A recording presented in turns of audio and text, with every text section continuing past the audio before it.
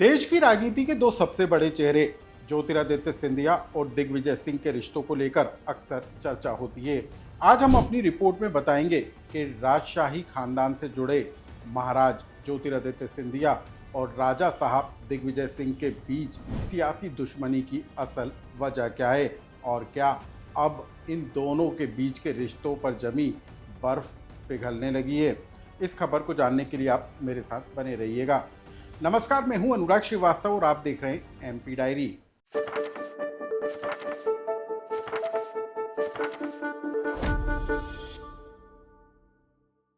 इस खबर को हम शुरू करें उससे पहले आप इस वायरल वीडियो की कहानी जान लीजिए। बीते दिनों भोपाल की ये तस्वीरें हैं जहां पर एक निजी स्कूल के कार्यक्रम में शामिल होने के लिए केंद्रीय मंत्री ज्योतिरादित्य सिंधिया और राज्यसभा सांसद दिग्विजय सिंह पहुंचे थे।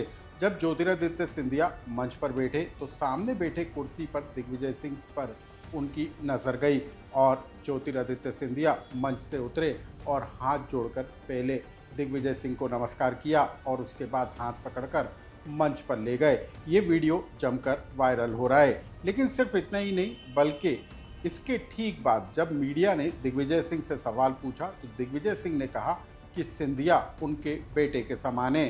सिंधिया परिवार को कांग्रेस पार्टी ने भरपूर सम्मान दिया। सबसे पहले आप इस वायरल वीडियो को और दिग्विजय सिंह के बयान को सुन लीजिए।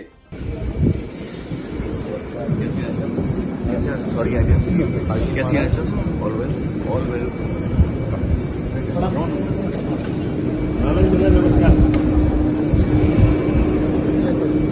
सिंधिया जी तो मेरे पुत्र समान है। ज्योतिरादित्य जी माधवराव जी के साथ हमने काम किया है। माधवराव जी हम ही लोग उनको कांग्रेस में लेके आए थे और उन्होंने हमारे नेहरू गांधी परिवार में उनको पूरा सम्मान दिया, इज्जत दी, मेरे काम करने का अवसर दिया। ज्योतिरादित्य जी का भी पूरा सम्मान दिया गया, मंत्री बनाया, केंद्र मंत्रालय में जगह दी, पार्टी में जगह दी। जो छोड़ के चले गए वो जाने। इन तस्वीरों के सामने आने और दिग्विजय सिंह का बयान आने के बाद अब ये कयास लगाए जा रहे हैं कि ग्वालियर राजघराना और राघोगढ़ रियासत के बीच क्या अब खानदानी अदावत का दी एंड हो चला है। क्या दोनों राजघरानों के बीच जो जमी बर्फ थी वो पिघलने लगी है। क्या दल बदल जाने के कारण अब पुरानी दुश्मनी दोस्ती में बदल रही है। पर्दे के पीछे रहने वाले और एक दूसरे की किलेबंदी कर शेर मात पर चाले चलने वाले सिंधिया और दिग्विजय सिंह के बीच अब दिल का रिश्ता बनने लगा है। सबसे पहले आप जान लीजिए कि ग्वालियर में सिंधिया के राजघराने और राघोगढ़ में दिग्विजय सिंह की रियासत के बीच सियासी रंजिश की वजह क्या थी। दरअसल ग्वालियर राजघराने के अधीन ही राघोगढ़ रियासत आया करती थी और ग्वालियर राजघराने के लिए राघोगढ़ रियासत के राजा राजस्व वसूली किया करते थे। लेकिन दोनों ही राजघरानों के बीच जो है रिश्ते नरम और गरम नजर आते थे। ज्योतिरादित्य सिंधिया के पिता माधवराव सिंधिया और दिग्विजय सिंह के बीच पुरानी सियासी अदावत देखने को मिलती थी और यही वजह थी कि दिग्विजय सिंह के राजनीति में एंट्री करने और माधवराव सिंधिया के राजनीति में आने के बाद भी दोनों एक दूसरे की किलेबंदी करते हुए नजर आते थे। दिग्विजय सिंह और माधवराव सिंधिया के बीच की जो राजनीतिक अदावत थी वो ज्योतिरादित्य सिंधिया के राजनीति में एंट्री लेने के बाद भी जारी रहती हुई नजर आई। कभी दिग्विजय सिंह ने ज्योतिरादित्य सिंधिया को हीरा कहा था, लेकिन उसके बाद उस हीरे की काट तलाशते हुए खुद दिग्विजय सिंह भी नजर आते रहे।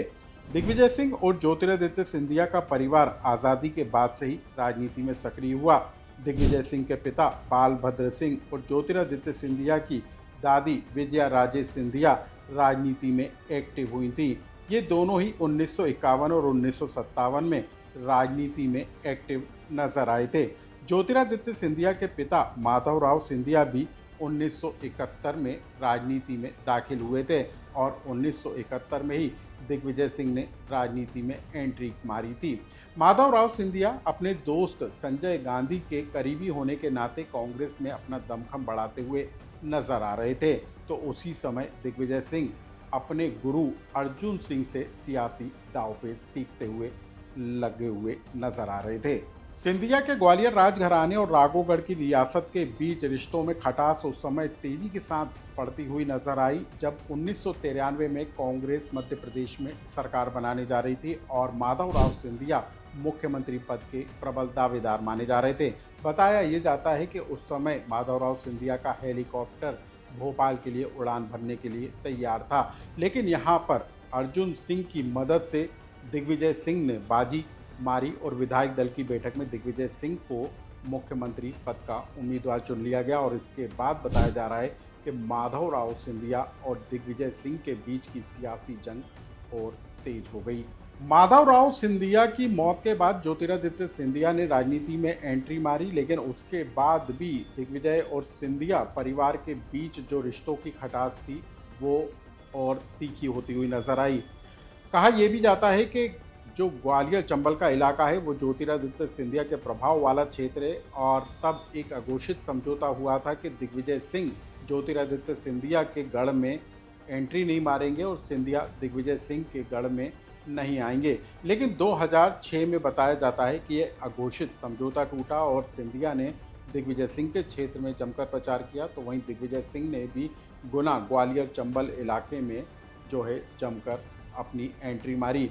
हालांकि पार्टी हाईकमान के हस्तक्षेप के बाद पुराना अघोषित जो समझौता था उसे लागू किया गया और उसके बाद फिर एक बार सिंधिया अपने क्षेत्र में तो दिग्विजय सिंह अपने क्षेत्र में सक्रिय होते हुए नजर आए। दूसरा सबसे बड़ा टर्निंग पॉइंट 2018 में देखने को मिला। 2018 के विधानसभा चुनाव में कांग्रेस पार्टी ने मध्य प्रदेश के 3 बड़े चेहरे कमलनाथ, दिग्विजय सिंह और ज्योतिरादित्य सिंधिया के चेहरे के सहारे चुनाव लड़ा और उसके बाद सत्ता की कुर्सी के करीब पहुंची। लेकिन यहां पर भी दिग्विजय सिंह की चालें काम आ गई और सिंधिया यहां पर भी मात खाते हुए नजर आए। दिग्विजय सिंह की मदद से कमलनाथ मध्य प्रदेश के मुख्यमंत्री बने और सिंधिया को जो है सिर्फ केंद्र तक सीमित रहने का संतोष हासिल हुआ।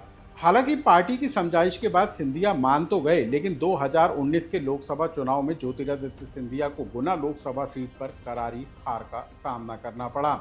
उसके बाद एक नया पॉइंट आया। राज्यसभा सीट के लिए फर्स्ट कैंडिडेट के रूप में सिंधिया ने अपनी दावेदारी जताई, लेकिन यहां पर भी दिग्विजय सिंह जो है सिंधिया को मात देते हुए नजर आए। ज्योतिरादित्य सिंधिया को राज्यसभा के लिए जाने के लिए पार्टी ने उम्मीदवार घोषित नहीं किया और दिग्विजय सिंह जो है राज्यसभा सांसद बनकर राज्यसभा पहुंचे। हालांकि इसी समय ज्योतिरादित्य सिंधिया ने भी एक बड़ा खेल खेला और 22 विधायकों के साथ कांग्रेस छोड़कर बीजेपी का दामन थाम लिया और बीजेपी की तरफ से ज्योतिरादित्य सिंधिया को राज्यसभा का उम्मीदवार बनाया गया। सिंधिया चुनाव जीते और उसके बाद राज्यसभा में ज्योतिरादित्य सिंधिया और दिग्विजय सिंह का कुछ इस तरीके से आमना सामना हुआ, जहां पर कोरोना काल के दौरान दोनों मास्क पहने हुए एक दूसरे का अभिवादन करते हुए नजर आए। ज्योतिरादित्य सिंधिया अब बीजेपी का बड़ा चेहरा बन बैठे हैं। मोदी सरकार में वो कैबिनेट मंत्री हैं और इसके अलावा भले ही मध्य प्रदेश में मुख्यमंत्री की कुर्सी पर मोहन यादव बैठे हों, लेकिन ग्वालियर चंबल इलाके में आज भी ज्योतिरादित्य सिंधिया की तूती बोलती हुई नजर आती है और अब ज्योतिरादित्य सिंधिया दिग्विजय सिंह के साथ ही पूरी कांग्रेस पार्टी पर हमलावर भी नजर आते हैं। वहीं दिग्विजय सिंह भी ग्वालियर चंबल इलाके में अपना प्रभाव बढ़ाने की कोशिश में और यही वजह है कि अक्सर दिग्विजय सिंह अपने दौरों के दौरान ग्वालियर में पहुंचकर प्रेस कॉन्फ्रेंस करते हैं, कभी मीडिया से मुखातिब होते हैं तो कभी सिंधिया पर हमलावर होते हैं।